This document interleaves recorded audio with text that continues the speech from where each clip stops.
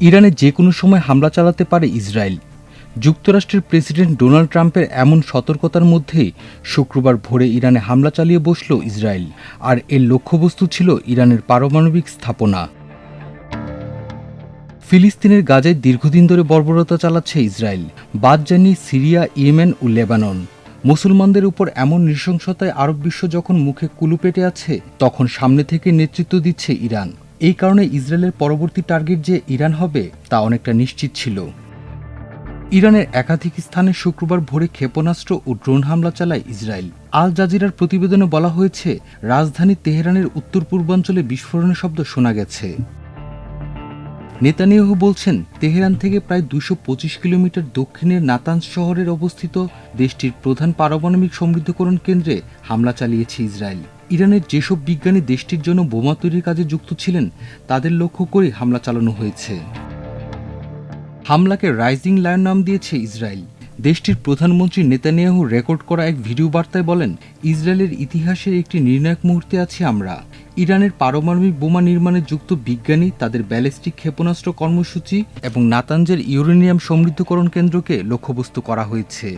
এই অভিযান আরও কয়েকদিন চলবে।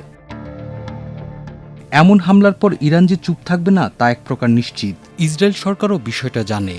তাই তো হামলার পরপর বিবৃতিতে ইসরায়েলের প্রতিরক্ষামন্ত্রী কার্টোস জানান, ইরানের উপর পূর্ব প্রতিরোধমূলক হামলার পর ইসরায়েল ও এর বেসামরিক জনগণের বিরুদ্ধে ইরান যে ক্ষেপণাস্ত্র ও ড্রোন হামলা চালাবে তা একদম অবধারিত। পরিস্থিতি বিবেচনায় ইসরায়েল জুড়ে জারি হয়েছে জরুরি অবস্থা। জেরুজালেম শহরে বাজছে সাইরেন।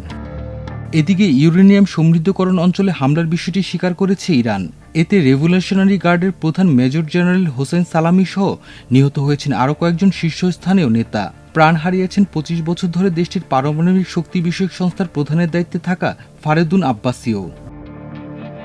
হোসেন সালামি 2019 থেকে বিপ্লবী গার্ডস বাহিনীর প্রধান হিসেবে দায়িত্ব পালন করছিলেন।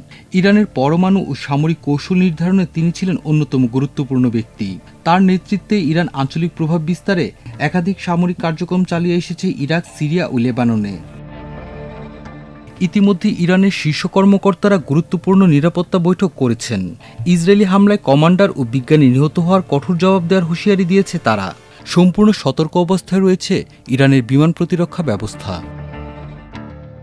এদিকে হামলার বিষয়ে যুক্তরাষ্ট্র অবগত না বলে জানিয়েছেন দেশটির পররাষ্ট্রমন্ত্রী মার্কো রুবিও। তিনি বলেন, ইসরায়েল একতরফাভাবে ইরানের বিরুদ্ধে পদক্ষেপ নিয়েছে। আমরা এই হামলায় জড়িত নই। আমাদের শীর্ষ অগ্রাধিকার হল অঞ্চল জুড়ে যুক্তরাষ্ট্রের সেনাদের নিরাপত্তা নিশ্চিত করা। মাল্টিমিডিয়া ডেস্ক, আমার দেশ।